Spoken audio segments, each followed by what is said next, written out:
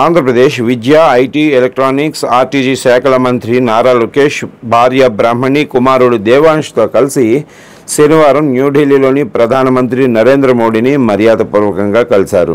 ప్రధానమంత్రి Yuvagalam coffee table బుక్ని ఆవిష్కరించి మొదటి ప్రతిని అందుకున్నారు. ప్రధానితో జరిగిన ఈ సమావేశం లోకేష్ కుటుంబానికి ముఖ్యమైన మరుపురాని భేటీగా కలకాలం నిలిచిపోతుందని టీడీపీ వర్గాలు చర్చించుకుంటున్నాయి.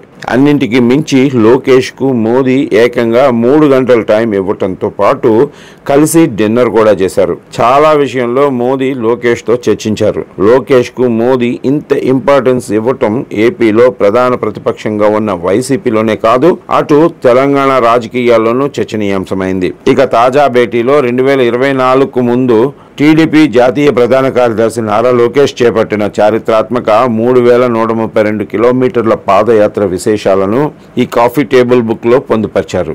యువగళం పాదయాత్ర ఆంధ్రప్రదేశ్లో ఎన్డీఏ కూటమి చారిత్రాత్మక విజయానికి బాటలు వేసింది. పుస్తకాన్ని ఆవిష్కరించిన ప్రధానమంత్రి పుస్తకంపై సంతకం చేసి లోకేష్కు మరుపురాని జ్ఞాపకంగా అందించారు. ఈ సందర్భంగా లోకేష్ కుటుంబాన్ని ప్రధానమంత్రి ఆశీర్వదించారు.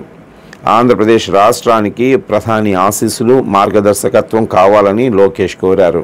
రాష్ట్ర పురోగతికి ప్రధానమంత్రి అందించిన నిరంతర మద్దతుకు కృతజ్ఞతలు తెలిపారు. అంతేకాకుండా జాతీయ భద్రత, దేశాభివృద్ధిలో కీలక పాత్ర పోషించిన ప్రధానమంత్రి బలమైన నిర్ణయాత్మక నాయకత్వానికి లోకేష్ కృతజ్ఞతలు తెలిపారు.